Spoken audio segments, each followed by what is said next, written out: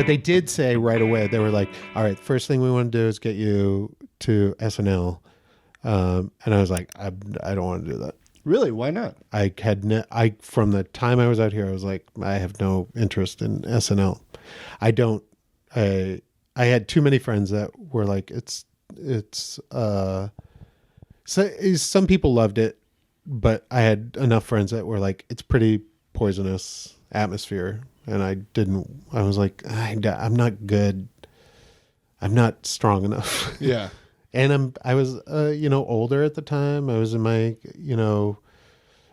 mid 30s, and I was like, I don't want to move. Like even if everything worked out perfect, I'd have to move to New York. And this is not me saying I would have gotten it. This is just me saying, I don't even want to go down the road. Yeah. Because there's so much energy that it will suck out of me for the next like month or two to even go down the road. Yeah. So I was like, I'm just going to put that aside. And I can remember being in a room full of agents, and they were like, well, then what do you want to do? And I was like, I want to be on a sitcom. And they were like, okay. And they kind of were like side-eyeing each other, like, why does this guy not want to go to SNL? He's a groundling. Why would you do Groundlings and not want to go to SNL? I was like, because I get something very specific out of the Groundlings. I've already have a assortment of relationships in LA with casting directors that I really love, and they get me, and I'm building those. And I'd rather work on that than put time into SNL. And some people are like, you're crazy. That was the worst mistake of your career. And some people are like, no, that's awesome. Like, good. You knew who you were. Yeah, I agree. I'm in the latter group. I think that makes a lot of sense to know what you want and what you don't want. But back to the last OG point, like you said no to him twice. Did SNL be like, Ryan, come audition for us? Even despite your goth protest? At one point they did. Like, who's this sexy and different Ryan that doesn't want us? I remember getting a email from one of the writers who was like, would you consider coming? And I just was like, I can't. It would be and I already had a young boy at the time, and I was not a young boy, so Good for you. Yeah, and I just knew. I could feel it in my gut, and my gut is one of the things I really try to trust as I navigate, even today, through this weird industry. I think we always have that little thing in our gut that says like, this doesn't feel right, or this does feel right. I'm just scared of it, or.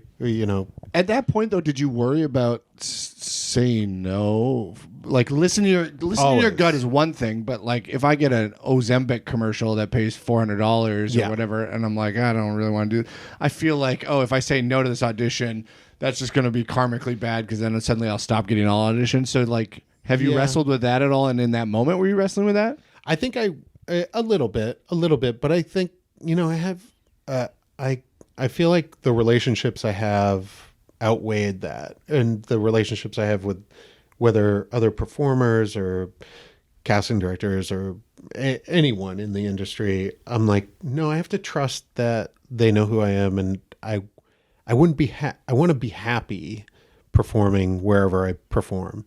And I knew when I could watch SNL and be like, it's too, I don't think I could handle it. Yeah, like, it would become work, as you alluded to something earlier. I don't want it to be work. Yeah, when I get jobs, I want it to be because, like the last OG, I truly like, I had a great time doing it.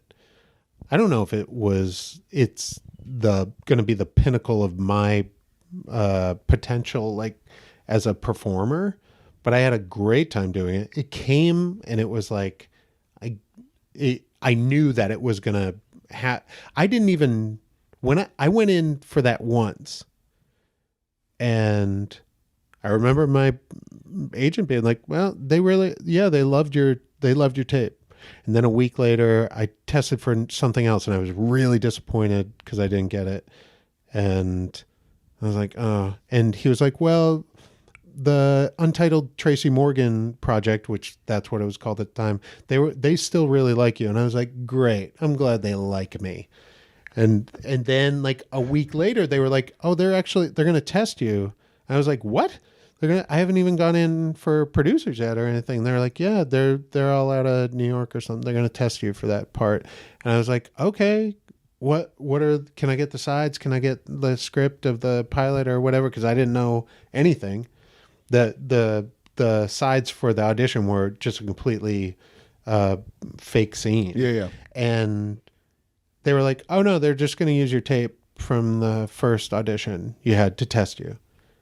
And then probably 5 days later, I got a call and they were like, yeah, you got booked for two seasons. Wow. Off one audition. Where you were the other reader.